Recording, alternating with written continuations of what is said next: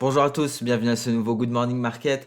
Nous sommes le vendredi 16 avril 2021. Alors, nous allons parler de la clôture de la veille, du contexte de marché comme d'habitude. Donc, hier, nous avons des indices américains qui ont terminé à des niveaux records, hein, notamment le S&P 500 qui a gagné 1,11%. C'est son deuxième record de la semaine. Le Dow Jones a progressé de 0,90% et le Nasdaq a bondi d'1,31%. Un Nasdaq qui oscille d'ailleurs entre hausse et baisse. Le Russell 2000 a quant à lui progressé de 0,42%. Donc, deux nouveaux records historiques pour le Dow Jones et le S&P 500. Et ce qui a favorisé le sentiment, c'est principalement donc la publication de certaines données optimistes, notamment sur les ventes au détail, mais également les données d'allocation chômage, hein, donc un marché du travail qui continue de rassurer. Il y avait également la publication des résultats qui se poursuit et il y a eu des résultats meilleurs que prévus, notamment pour Pepsi, United Health, Citigroup et Bank of America qui ont contribué à ce renforcement du sentiment de marché. Concernant le 10 ans américain, le rendement du trésor à 10 ans, ce dernier a encore reculé, hein, pour aller chercher les 1,55%. C'est un niveau qu'il n'avait pas atteint depuis un mois. Et c'est au lendemain notamment d'une forte demande pour les adjudications d'obligations à 30, 10 et 3 ans, mais également en raison d'achats de la part des investisseurs japonais qui sont en train de débuter leur exercice fiscal ce mois-ci. On notera également que concernant le Nikkei, hein, on va voir le début de la saison des résultats la semaine prochaine. Alors en Europe, les hausses, ont également, dominé, hein, pour la plupart et ce qui aura marqué la séance, c'est notamment la reprise des valeurs minières et les résultats, d'entreprises meilleurs que prévus.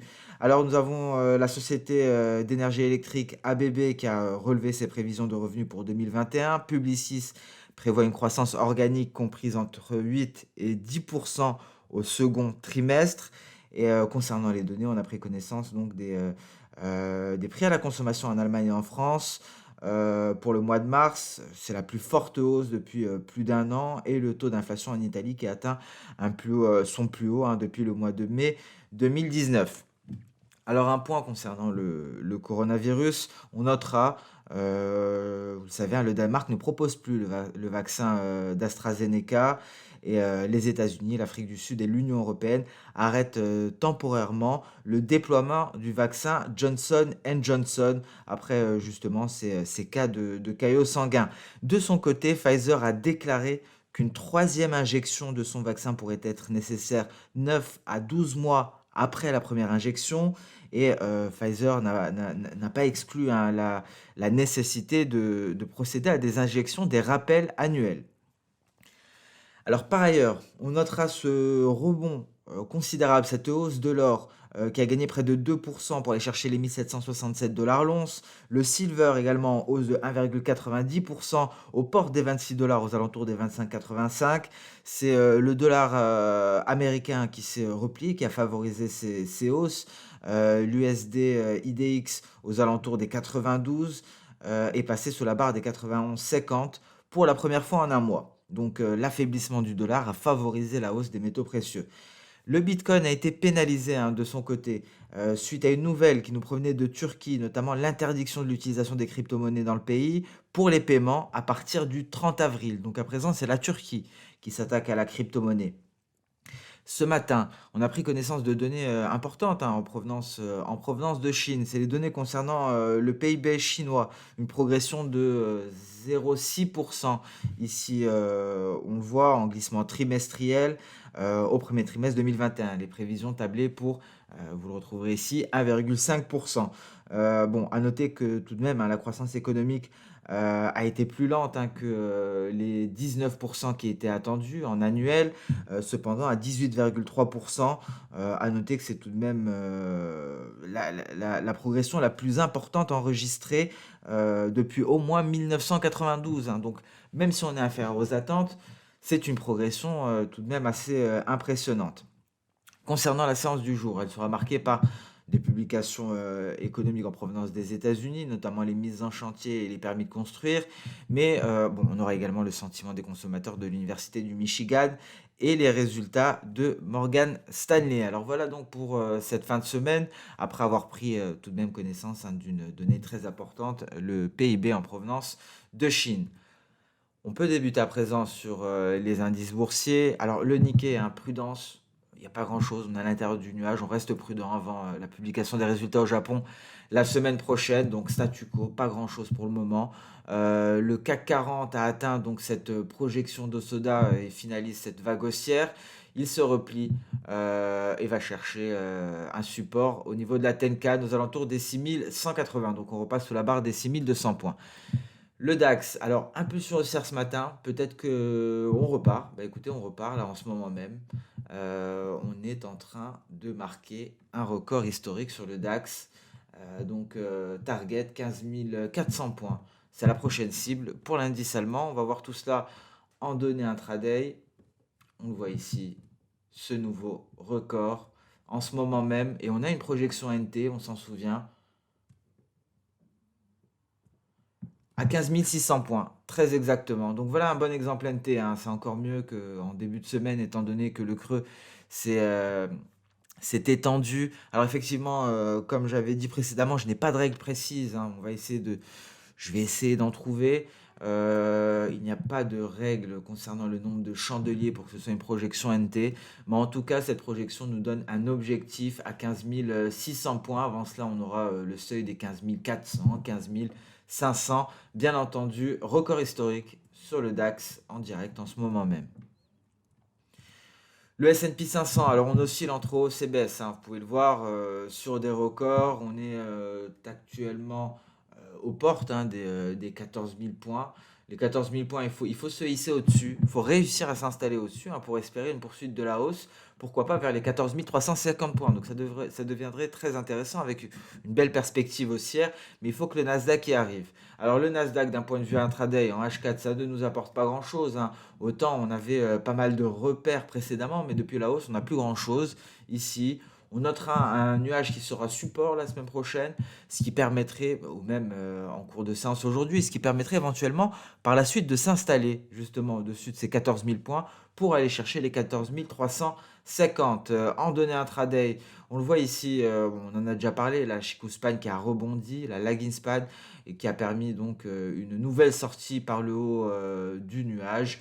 Et ça ne nous apporte pas énormément d'informations, donc le seuil technique des 14 000 points sera crucial. Il faut réussir à le franchir, il faut réussir à s'installer durablement au-dessus. Nouveau record du S&P 500, deuxième de la semaine. On est à 4 160 points, pardon. Et une hausse qui s'est largement accélérée depuis que l'on a réussi à franchir le seuil psychologique des 4000 points. C'est ce qu'il manquait au S&P 500. Il y a les résultats d'entreprises qui favorisent également ce sentiment haussier, mais aussi la saison des résultats. Ici, on a une target à 4200 points. C'est le retracement externe de Fibonacci à 261,8%. Prochaine cible pour le S&P 500. Dow Jones également, nouveau record historique. On a un objectif depuis un certain moment sur le Dow Jones. Ce sont les 34 140 points environ. Cette projection de Soda en données journalières, on pourrait y aller aujourd'hui, très probablement. Et ici, hein, on a franchi les 161,8%. Le prochain retracement externe de Fibonacci est à 261,8%, les 34 975 points. Donc on a pas mal d'objectifs à réaliser, des objectifs, vous l'aurez compris, sur des records. Ce que l'on disait avant le début des résultats d'entreprise, ça dépendra des résultats. Les résultats semblent confirmer les valorisations. Et si ça se poursuit, hein, tous ces objectifs pourraient être atteints. C'est ce qu'il faut comprendre à l'heure actuelle, que ce soit des retracements externes de Fibonacci, que ce soit des projections de Soda, ce sont des futurs objectifs en cas de validation, de confirmation de la part des résultats d'entreprise. Le Russell 2000, petite hausse hier pour se maintenir au-dessus du nuage, hein. On voit la Chikou Span a de gros supports ici, donc le scénario aussi est à privilégier. On attend toujours les 2300 points. Le Bitcoin s'est quelque peu affaibli hier. Cette nouvelle de Turquie a pesé quelque peu sur le Bitcoin. Alors est-ce que ça remet en question la hausse sur la crypto-monnaie? Pas du tout. Loin de là. On marque une pause après avoir marqué un nouveau record historique. On remarquera tout de même, et ça c'est un facteur de prudence, un petit trou d'air avant le nuage et ici le niveau des 58 260 $. On reste prudent. Le mieux serait d'attendre qu'on vienne se hisser à nouveau au-dessus des 61 500. Le nuage reviendra en renfort et là on pourrait s'attendre à de nouveaux records sur le Bitcoin. Mais on le voit en données hebdo, la hausse n'est pas du tout remise en question et la target est à 70 000 dollars ici. On n'est même pas allé chercher la Tenkan concrètement en hebdo. On voit, on rebondit ici d'un point de vue du RSI au-dessus de la ligne des 70. On est en train de s'en éloigner peu à peu. On passe sur le compartiment des matières premières avec pas mal de choses sur les métaux précieux. Vous voyez ici le gold en données hebdo qui tente d'intégrer le bas de son nuage. On aura la clôture hebdo aujourd'hui. Si on clôture à l'intérieur du nuage, on pourrait poursuivre cette hausse. Justement, ça viendrait confirmer la tendance intraday. Alors ici, on est très exactement sur le retracement à 50%, 1764 dollars l'once. Souvenez-vous, c'est le retracement de cette hausse qui a débuté en mars 2020 pour aller marquer ce record historique de l'été 2020, très exactement début août. On est sur les 50%. Donc on a franchi cette SMA 50 et ses précédentes résistances, notamment les 1750 dollars. C'est un signal bullish, les perspectives haussières sont renforcées. Et si on parvient à se hisser au-dessus des 1765, prochaine cible 1817. On aura une petite résistance à 1800 bien entendu, mais on pourrait rallier les 1817 dollars l'once. Voici le gold en données intraday. On le voit, on a réussi à franchir cette zone que l'on avait marquée de résistance. Et donc on a tout de même ici en intraday quelques obstacles à franchir, mais on gardera tout de même en tête ce graphique journalier qui est très parlant. On intègre le nuage, donc on pourrait éventuellement en sortir si on marque une pause sur le gold. Alors j'ai zoomé un peu trop zoomé, voilà. Alors si on marque une pause sur le gold, on pourrait tout de même sortir du nuage sans grande difficulté pour atteindre cet objectif de 1817. Ce qu'il faut comprendre, c'est qu'à partir du 23 avril, ici, il faudra simplement s'affranchir des 1775 et ce serait beaucoup plus aisé de sortir du nuage par le haut. Alors le silver l'a fait. Donc ici, nous avons le graphique en données H4. Nous avions cette résistance, le retracement de Fibonacci à 38,2%. Sa cassure est venue valider ici la sortie de la Chikou-Span par le haut. Et nous sommes aux portes des 50%, les 26 dollars. Maintenant, il faut se hisser à 26 pour chercher les 26,50, le retracement à 61,8%. Pour ce retracement, je me base sur la baisse qui a débuté le 22 février et qui a marqué le creux un 31 mars. Donc voilà pour le silver, des perspectives également haussières à l'image du gold. Le pétrole, alors très belle hausse hebdo, on va voir la clôture hebdo aujourd'hui également. Un pétrole, on le voit ici, qui a pris appui sur le nuage en données journalières franchissant la Kijun. On franchit un palier de Tenkan ici, c'est un niveau pas très fort si on venait à comparer au palier de Kijun, mais on est en train de se hisser, on tente de se hisser. L'enjeu sera de s'installer au-dessus des 67 dollars le baril pour le Brent. Pour le WTI, voilà, c'est fait. On a atteint ce palier de SSB qu'on a abordé hier, 63,60 $. Et à présent, si on s'installe au-dessus, c'est pour aller chercher les 66,37 $. Donc c'est la reprise, la reprise en Europe qui pourrait favoriser cela.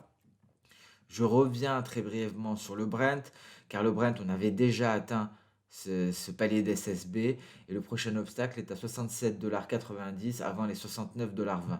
Perspective haussière pour le Brent. Alors il y a d'autres choses également sur certaines matières premières. Je commence par le blé.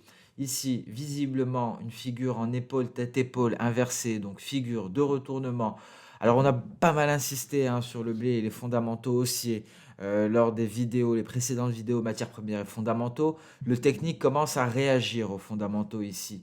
Et on a cette belle figure en épaule-tête-épaule inversée. On atteint une première résistance à 655 avant les 662. Retracement de Fibonacci à 23,6%. Et ici, je me base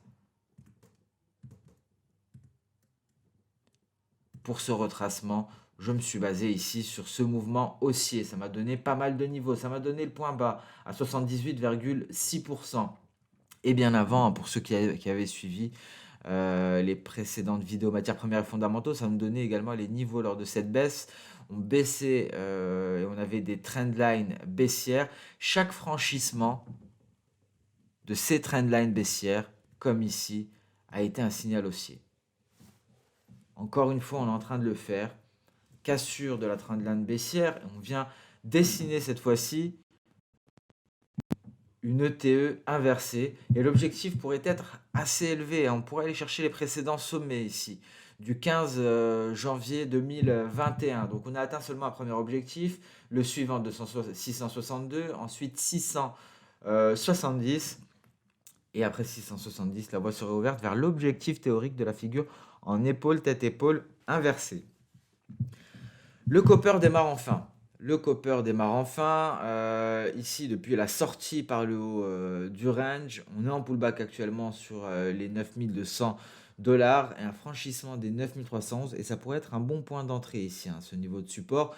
La hausse serait, les perspectives haussières seraient renforcées en cas de franchissement des 9310. Alors, nous l'avons détaillé également lors des Good Morning Market. Ce qui renforce le cuivre, c'est la baisse du dollar américain, les données robustes concernant le marché du travail, mais également le plan d'infrastructure de Joe Biden, parce que l'infrastructure, il en faudra du copper, hein, pour réaliser ce plan d'infrastructure. Et donc, hausse considérable de la demande, en plus d'autres facteurs fondamentaux qui viennent plaider en faveur de la hausse du copper, et d'où cette sortie. Enfin, le technique a pris du temps avant de valider les fondamentaux, hein, et ce n'est que maintenant, ce n'est que récemment que l'on sort par le haut de ce range. Et ici, on pourrait avoir un objectif à 9500 $ et pourquoi pas une hausse qui viendrait se poursuivre et peut-être un éventuel rallye haussier pour le copper. Voilà à quoi ça ressemble en données hebdomadaires. On avait ici un retour en direction de la Tenkan. On a marqué une pause pendant plusieurs semaines en hebdomadaire. On est en train de redémarrer à la hausse. Et on remarquera ici ce RSI qui avait rebondi sur la zone des 70. Et donc peut-être une nouvelle phase haussière pour le copper, hein, qui a marqué une pause. Et donc à l'image des deux dernières fois. Et s'en est suivi donc de nouvelles jambes haussières, hein. On passe à présent sur le marché d'échange, un biais vert qui ne cesse de s'affaiblir. Mais on a ce support en hebdo qui tient, ce support qui est formé, qui est composé de la Tenkan et de la Kijun en palier. Ça semble tenir bon. Ici, on tente de se redresser aujourd'hui. Et donc l'euro-dollar ne parvient pas à s'affranchir de cette zone de résistance. Encore une fois, on l'avait testé à deux reprises, c'était la troisième. Et cette fois-ci, en plus de cela, on a un nuage ici qui vient renforcer cette résistance des 1,1990. D'un point de vue H4, on le voit, hein, le test de ce niveau, il y a une hésitation ici. Donc, il faudrait sortir de ce petit range concernant l'euro USD pour avoir de nouvelles perspectives. Pour des perspectives haussières, il faut se hisser au-dessus d'un 19,90 et les perspectives baissières seraient renforcées en cas de passage sous la Kijun en données intraday, une Kijun que l'on retrouve à 1,1930. Le GBP-NZD, on a atteint l'objectif, le retracement de Fibonacci à 38,2%. Alors maintenant, on pourrait se stabiliser, peut-être même repartir à la hausse. En tout cas, c'est un niveau, c'est un gros niveau ici que l'on est allé chercher, les 1,91, 70 environ. Donc pour le moment, prudence, on va attendre donc soit la cassure de ce niveau, soit un rebond pour une reprise haussière, pourquoi pas un pullback en direction et de la Kijun et de cette oblique haussière. Le GBP USD. Alors ici, on a tenté en données H4 de sortir du nuage par le haut et c'est assez précis. On le voit comment le nuage a freiné les hausses et on repart à la baisse en direction de le support actuel, c'est la Kijun. Et ici, on le voit, un GBP USD en données H1 qui est sorti du nuage par le bas. Donc c'était un signal de vente Ishimoku, mais on le voit ici, la Chikuspan refuse de sortir par le bas du nuage et repart à la hausse. Et donc pullback en direction du haut de nuage, en direction des 1,3750 sur le GBP USD en ce début de séance européenne. Ici, prudence, hein, concernant l'USDN à toute formation en épaule, tête-épaule éventuellement, mais on remarquera un nuage en support un peu plus loin. Et sur ce Good Morning Market touche à sa fin. Cet après-midi, concernant le marché action, bien entendu, on va aborder Coinbase. On va essayer de détailler quelque peu cette introduction en bourse, une entrée fracassante de Coinbase sur le Nasdaq, qui est allé effacer le record de Facebook en 2012. Nous allons en parler cet après-midi. Merci à toutes et à tous pour votre fidélité. Merci pour votre temps. N'hésitez pas à commenter, à liker cette vidéo. Rendez-vous cet après-midi pour la vidéo marché action concernant Coinbase. Sinon, pour les autres, ceux qui ne seront pas disponibles, je vous souhaite un excellent week-end et je vous donne rendez-vous dès lundi. Excellente séance de trading, très bonne journée et à bientôt. Au revoir.